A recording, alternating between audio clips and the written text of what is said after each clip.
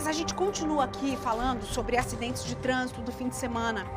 Em um deles, um adolescente teve o pé amputado, corre o risco de perder o outro depois de ter sido atropelado por um motorista completamente embriagado.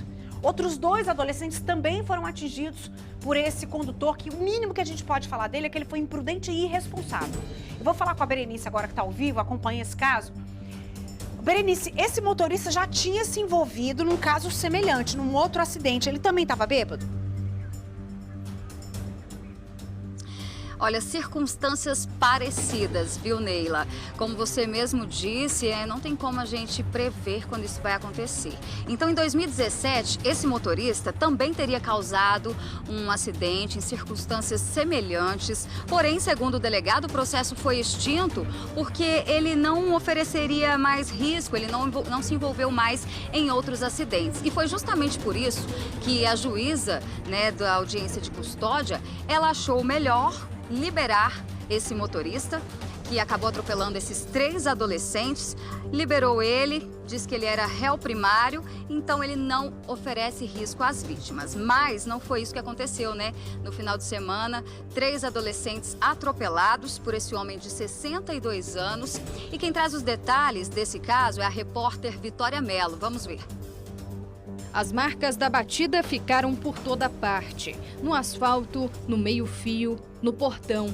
O acidente aconteceu por volta das 5 da tarde de sexta-feira, nesta rua em Ceilândia. 2 primos de 14 anos e uma amiga deles de 16 conversavam na calçada. De repente, um carro que seguia em alta velocidade na contramão bateu numa carreta que estava estacionada. Sem tempo de reagir, os 3 jovens foram atingidos. Essas imagens foram feitas logo depois do acidente. Testemunhas tentavam ajudar os feridos enquanto esperavam por socorro. Fica calmo, não se mexe. Dentro do carro, o motorista mal conseguia falar. Totalmente alcoolizado. 2 das vítimas foram levadas para o Hospital Regional de Ceilândia. A garota com a bacia quebrada segue internada e talvez passe por cirurgia. Um dos rapazes teve apenas escoriações e recebeu alta. Já o adolescente em estado mais grave foi encaminhado para o hospital de base. Ele quebrou o ombro, o joelho e, além de ter um dos pés amputados, ainda corre o risco de perder o outro. O motorista que provocou o acidente é José Joaquim Pacheco Portela, de 62 anos. Ele se negou a fazer o teste do bafômetro, mas acabou detido em flagrante por tentativa de homicídio com dolo eventual, que é quando se assume o risco de matar.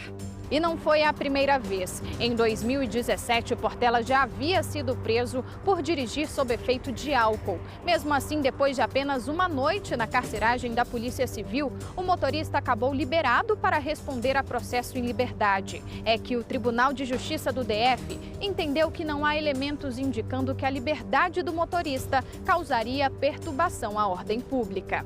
Vizinhos e parentes das vítimas estão inconformados. Pegou as crianças na calçada, né? Não foi na rua. A família ainda não conseguiu digerir porque uma criança de 14 anos, né?